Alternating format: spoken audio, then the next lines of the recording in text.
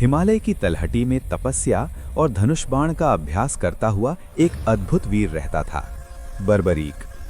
उसकी शक्ति इतनी अपार थी कि स्वयं देवता भी उसे देखकर चकित हो जाते थे। बर्बरीक महावीर घटोत्कच का पुत्र और भीमसेन का पौत्र था, अर्थात वो महाभारत वंश का ही वीर था। उसकी माता अहिलावती मोरवी थीं। बचपन से ही बर्बरीक में असाधारण बल और तपस्या की प्रवृत्ति थी।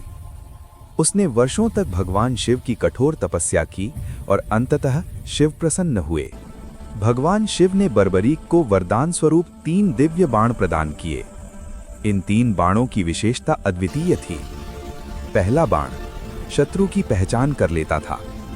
दूसरा बाण केवल लक्ष्य को ही नष्ट करता था। तीसरा बाण पहले 2 बाणों को वापस धनुष में लौटा लाता था। जब महाभारत युद्ध आरंभ होने वाला था, बर्बरीक ने प्रतिज्ञा की, मैं युद्ध में उस पक्ष से लड़ूंगा जो हार रहा होगा, ताकि युद्ध में संतुलन बना रहे। युद्ध भूमि की ओर जाते बर्बरीक को मार्ग में एक ब्राह्मण वेशधारी युवक मिले। वे स्वयं श्री कृष्ण थे। कृष्ण ने मुस्कुराते हुए पूछा, वीर, सुना है तुम केवल 3 बाणों से पूरा युद्ध समाप्त कर सकते हो, क्या यह सत्य है? बर्बरीक ने विनम्रता से उत्तर दिया, हाँ ब्राह्मण देव, यदि आप चाहें तो मैं अभी सिद्ध कर सकता हूं। कृष्ण ने भूमि पर फैले अनेक पत्तों की ओर संकेत करते हुए कहा, तो इन सभी पत्तों को अपने बाण से भेद दो। बर्बरीक ने पहला बाण चलाया। वो बाण हर पत्ते को चिन्हित करता हुआ घूमने लगा, पेड़ों पर, भूमि पर और यहां तक कि श्री कृष्ण के चरणों के नीचे छिपे पत्तों को भी। जब कृष्ण ने अपने पैर हटाए तो देखा कि वहां भी पत्ता था। कृष्ण मुस्कुराए। वे समझ गए कि ये वीर अजेय है।